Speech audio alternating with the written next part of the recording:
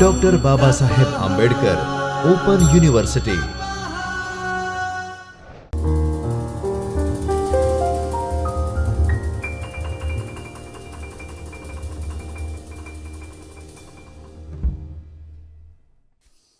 Welcome to Dr. Baba Saheb Ambedkar Open University, Ahmedabad, established by the government of Gujarat. Today, I am here at Chaitanya Studio, Jyotirmay campus of Baba Saheb Ambedkar Open University. Today, we are going to start PPT Aapa Saheb. Today, we are going to start with paper of Bachelor of Social Work. The paper code is BSWR 103. The subject is Communicative English. We are starting with block 1 today.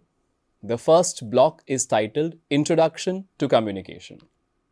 In that, we are dealing with Unit 2, that is Characteristics, Process and Principles of Communication. And today, we are dealing with the first topic, that is Characteristics and Principles of Effective Communication. Let us look at that in detail. When we look at this topic, what are the learning objectives? With this topic, we will be able to understand the characteristics of communication. We will be able to understand the principles of effective communication, which are known as the 7 C's of effective communication. Now, let us look at the characteristics of communication. Let us have the introduction first. Communication is very essential and very beneficial. Wherever we go, we do communication. And that is why we, as humans, we are social animals, and that is why we need to communicate. That is why it is always mentioned that communication is essential, that is necessary, and beneficial. That means it is advantageous. Now, why is it advantageous? Because when we communicate, whatever that is in our heads, the ideas that we have, the thoughts that we have, we need to tell it to others.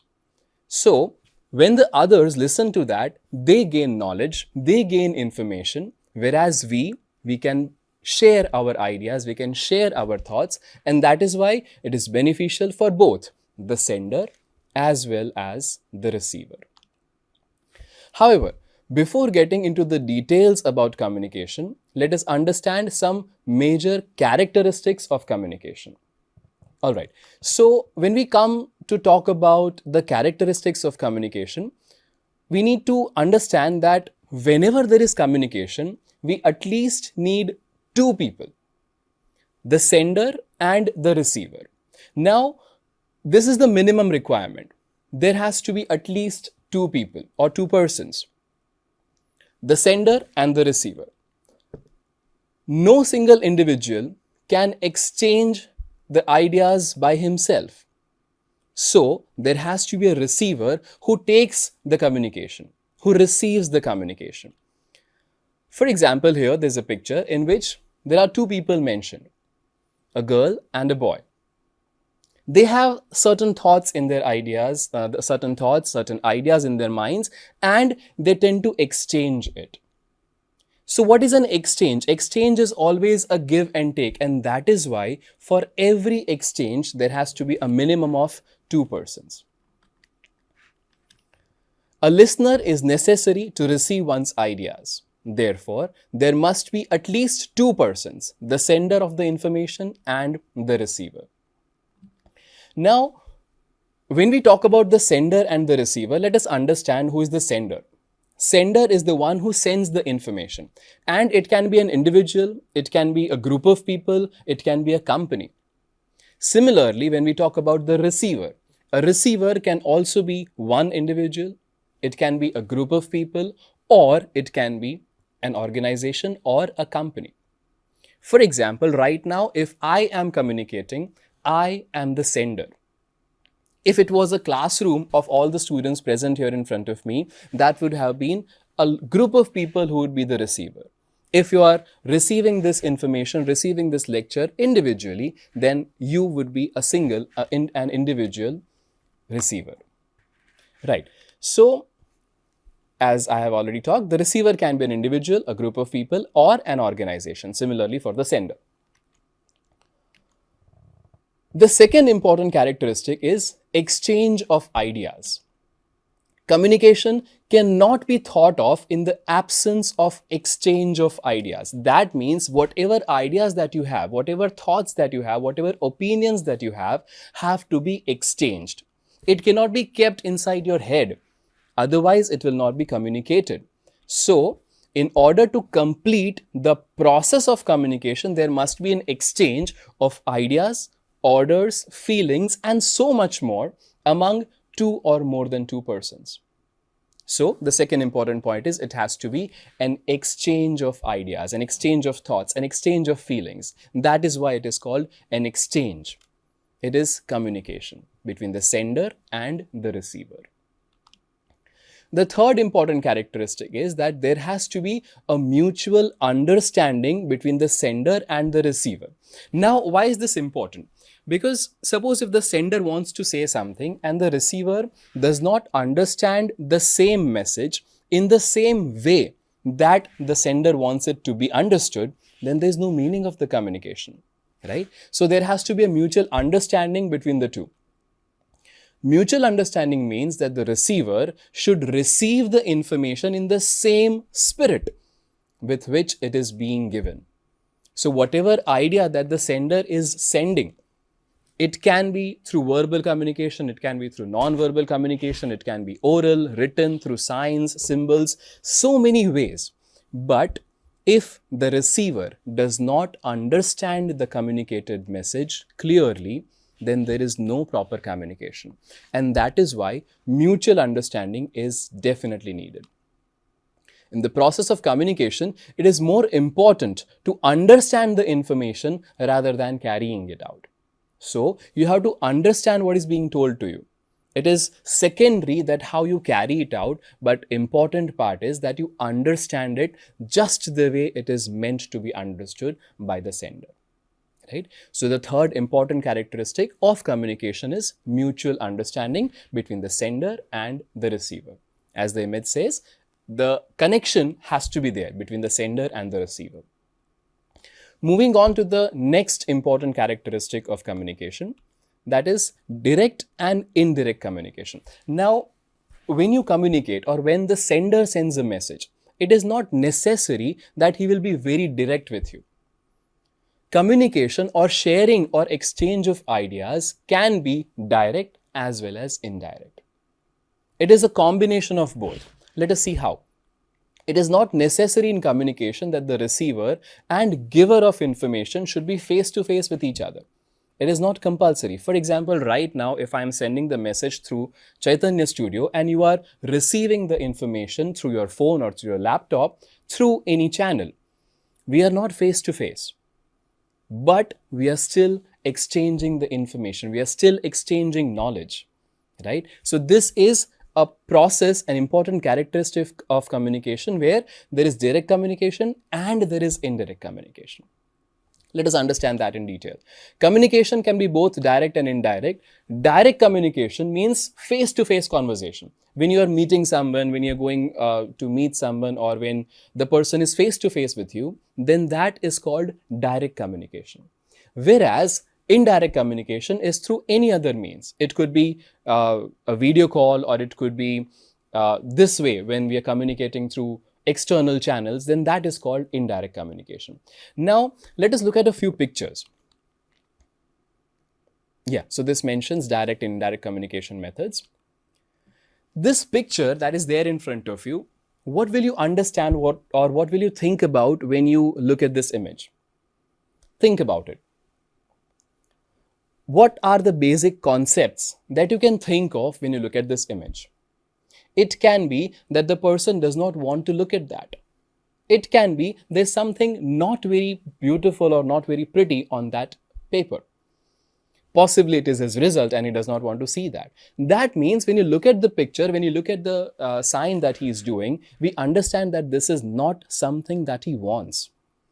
A picture is communicating a feeling, a communication of a feeling of dislike, let us say. right? So just one picture can make us realize that this is the feeling of dislike. Look at the next picture. This little boy. We can understand that here, either he's very confused in what he's doing, or he does not understand in whatever he is doing, or he just does not want to do anything, right? So with just one picture, we can have the feeling expressed. It can be confusion, it can be boredom. So many things can be described using one picture. And this is indirect communication. All right. Look at this picture again. If someone does this to you, what does that mean? Again, that could be dislike. Again, that could be irritation. Again, that could be frustration, sadness, anger. So many things can be communicated through just one picture. These are the forms of indirect ways of communication. All right, now compare these two pictures. What can you say about these two humans here? The first person, that is in person A, does not like it. So this can be termed as dislike. The other person, the person B, there is possible fear, right? Astonishment, surprise, shock. How can you say that? You look at the picture and you feel this, right? So these are the different ways in which indirect communication can be sent to the receiver. All right, now there is a bunch of pictures here. You tell me, find out which are the faces which give us positive energy and which are the faces that give us negative energy. Take some time. Look at all the photos. Look at all the people here.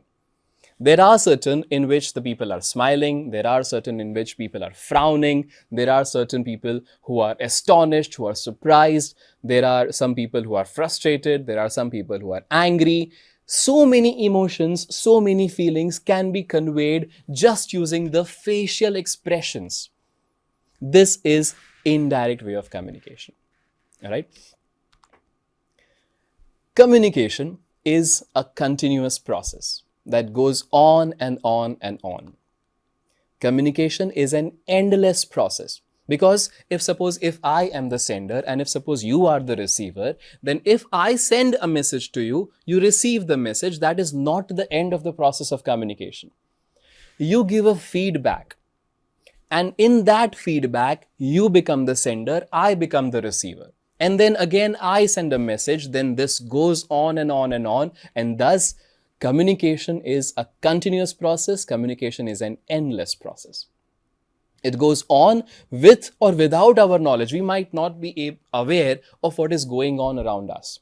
We might not be aware that we are sending a message. We might not be aware of our expressions. We might not be aware of how we are standing, of how we are communicating, but still, communication goes on. We keep sending signals through verbal and non-verbal communication, and that is why it goes on and on and on.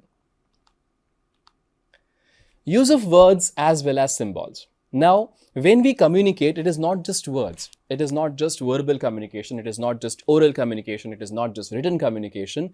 But we also use signs and symbols to communicate. How? Let us see. There can be many means of communication, that is the written, the oral, and the symbolic. That is called verbal communication and the non-verbal communication. All right. Now, suppose if you look at this image, what is the one thing that comes to your mind, the first thing that comes to your mind? Possibly joy. Now it is break time. Now we can go home, right? So just this one, a beautiful simple picture, but we can even imagine the sound that was created using this, right? This is a beautiful memory that we might all have had during our childhood. This is the memory of the school being closed for the day or possibly for the recess, right? So these are the memories that come across when we look at this picture. So this is a pictorial representation of what a feeling can be expressed. Look at this. Now, suppose if a person, when you talk to someone or when you are communicating with someone and the person does this, what does that mean? It definitely means a no in most of the cultures. Whereas if the person does this, we can understand that the person is either agreeing, or the person is saying yes, or the person has understood what you're trying to say. Right? So simple ways of communication. In this, we do not need to mention anything. This means a no, this means a yes. That again is just symbolic way of communication. All right, now look at this image. I'm very sure that all of you recognize that this sign means out. Look at this picture. It is the same mode of communication. It is the same method. It is the same symbol. Does this mean the same thing? This means out. This means that the person wants to answer something, right? The method of communication is the same, but the message that is delivered is different. So even one sign, even one symbol, even one way of communicating can have more than one meanings. That depends on the culture, that depends on the situation, that depends on so many different contexts. So this is a part where there is communication done through oral communication, in a way of oral communication, through written communication, or through the symbolic way of communication. I hope this is clear for now. We move on to the second part of this question, that is the principles of effective communication. The principles of effective communication mention that communication is essential and helpful if that is done properly. So, of course, if you need to be understood well, then you have to be very good at communication. If you communicate well, then you will be understood well. Communication is essential and helpful only if it is done properly. There are 7 principles of effective communication, which are also called the 7 C's of effective communication. Why they are called 7 C's of effective communication is because all these 7 words that we are going to look at right now begin with the letter C. All right, so let us look at that. These are the 7 C's of communication.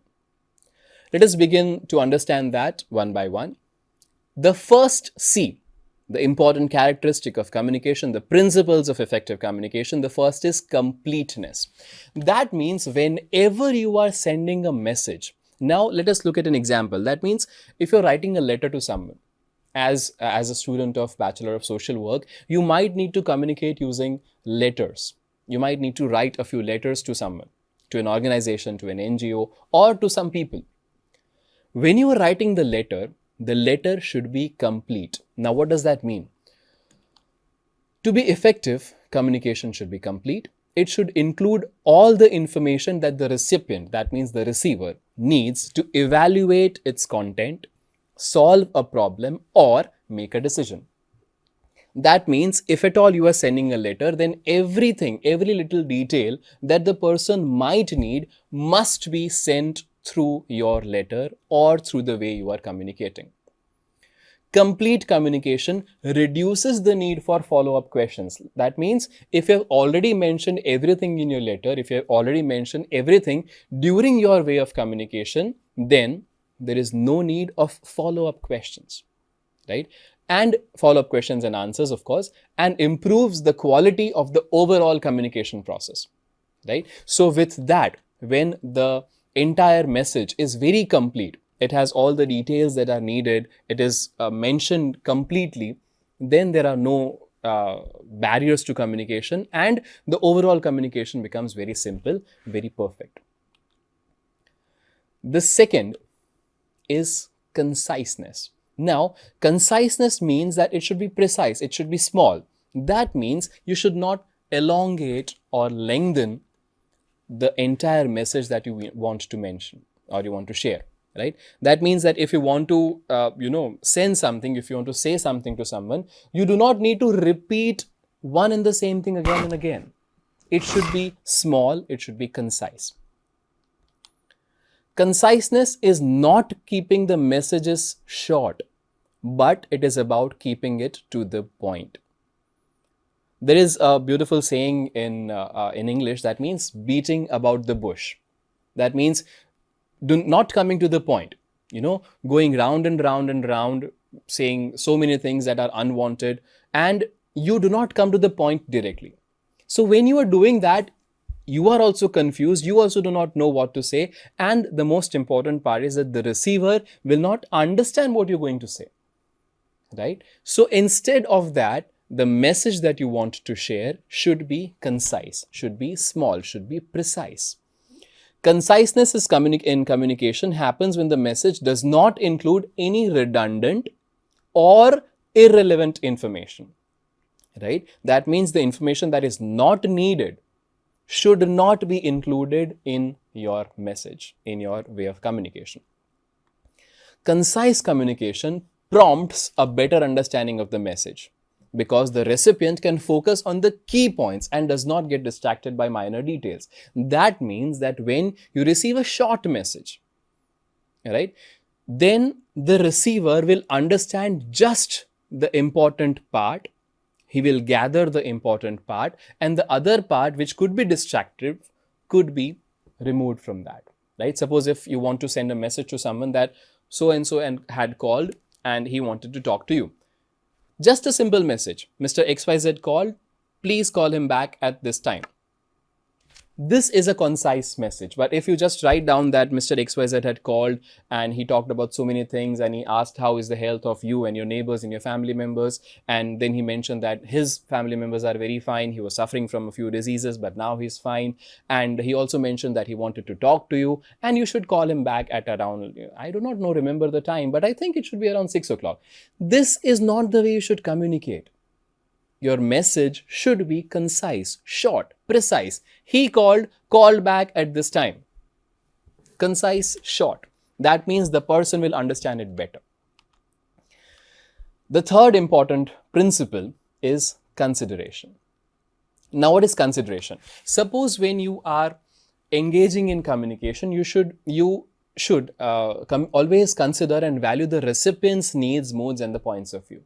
Suppose if you are communicating with someone who does not belong to your social, cultural society, then how do you communicate with them? If you're communicating with someone who is not belonging to, let us say, your country, will you talk to the person in the same way in which you communicate with your friends?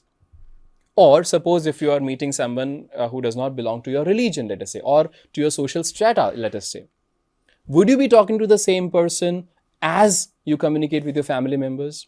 No, you should always consider the audience. You should always consider the recipient, that is the receiver's needs, moods, and points of view. There might be people who have different thoughts. That might be people who have different political views, cultural views, religious views. You have to respect them. That is called consideration. Tailoring the contents and style of your messages based on the target audience. Right? Tailoring means that you make the communication in such a way that it is very specific. We say personalized communication, right? Based on the target audience, strengthens the key points delivered within, as the sender can use argumentations and examples that are relevant to the recipient's experience. Now, suppose, for example, if I say that when we are talking to you, I know that you are the students of Bachelor of Social Work, and suppose if I give you the examples of how a doctor works, or how the policeman should work, or how a teacher works, that might be irrelevant to so many of you.